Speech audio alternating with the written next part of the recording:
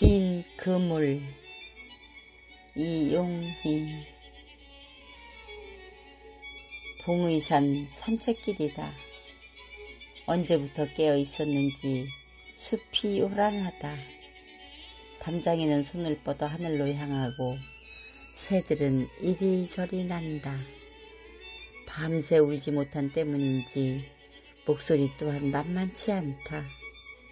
그렇게 온 산이 아침을 맞이하는 시간이다. 산속에서 졸리던 눈을 크게 뜨고 나도 하나의 생명체로 동참한다.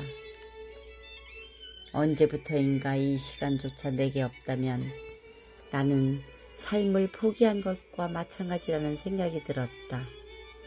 하루에 한두 시간의 워밍업이 나를 생동감 있게 만들어주고 사색의 시간 속에 묻어주고 달려만 가는 발걸음을 잡아당겨 충분한 준비의 시간이 되는지 모른다.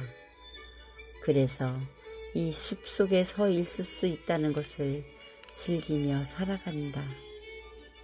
오늘도 어김없이 집을 나서 발걸음은 봉의산 자락을 더듬고 있는데 거미줄이 간간히 보인다.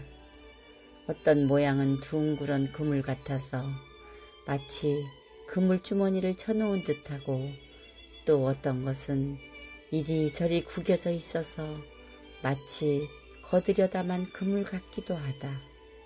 그렇게 숱하게 많은 그물들은 모양도 크기도 다르다. 언제 이 그물이 만들어졌는지 모른다.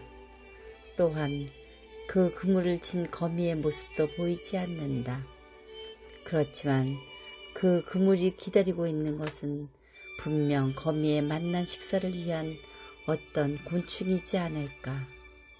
그런데 여기저기 심심치 않게 늘어져 있는 그물들은 거의가 다 비어있다.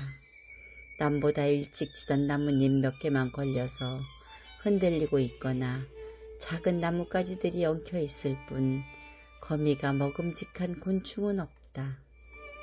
빈 그물들을 보며 아버지의 족대를 떠올린다. 아버지의 손놀림과 발걸음을 닮은 듯 나의 발걸음은 더 느려진다. 아버지의 족대는 늘 비어 있었다. 고기 종다리를 들고 물가를 따라 걸어가는 막내딸인 나의 발은 젖어 있고 눈은 아버지의 들어올리는 족대에 꽂혀 있지만 그 족대에서 고기가 털어지는 때는 별로 없었다. 족대를 뒤집어 툭툭 털고 다시 제자리를 잡아 물속에 넣으신다. 고기가 새어나가지 말라고 족대의 양끝을 물속의 돌멩이 사이에 꼭꼭 누르신다. 한 손으로 족대의 모아진 끝을 잡으시고 하얀 고무신을 신으신 발로 족대 앞에 자갈들을 굴리신다. 혹여나 작은 돌 아래 쉬고 있던 고기나 도망가려던 고기를 족대로 모아들이려는 것이다. 족대 앞은 맑았던 물이 아버지의 발에서 흙탕물이 되고 그 물이 다시 맑아질 무렵을 기다려 아버지는 족대를 들어 올리신다. 그리고 한 손으로 물이 빠지는 족대의 그물 아래를 잡으시고 물가로 나오신다. 모래 뿌린 곳에서 족대를 휙 뒤집어 터신다. 그때 미꾸라지가 꿈을 대며 몸을 비틀거나 버들치 한 마리가 은빛 등을 파닥이며 하늘로 튀어오른다면 성공이다. 그렇지만 늘 고기는 없고 그 속에서 떨어지는 것은 물풀 몇 잎사귀와 물풍뎅이거나 간혹 진흙 덩어리일 뿐이었다.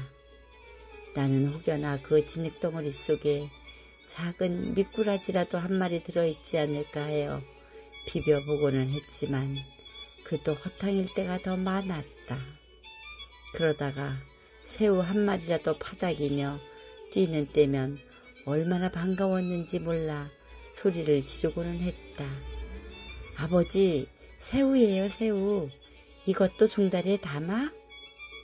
허리를 바짝 구부리는 새우 한 마리를 손에 넣고 제 몸보다 더 큰 수염을 두 손가락으로 쥐노라면 아버지는 벌써 족대를 뒤집어 터시고 휘적휘적 다음 자리를 찾아 물속으로 들어가시고는 했다. 그렇게 셀 수도 없는 반복을 하다가 해가 뉘어 서산을 향해 걸어가면 집으로 돌아온다. 바구니는 늘 가벼웠고 아버지의 발걸음도 모두를 내려놓으신 듯 가벼웠다.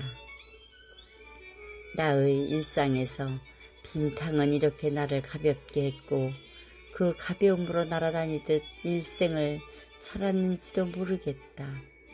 흔히 말하는 뜬구름을 잡는다거나 어디엔가 투자를 해본다거나 자산을 늘리기 위한 욕심은 내본 적이 없다.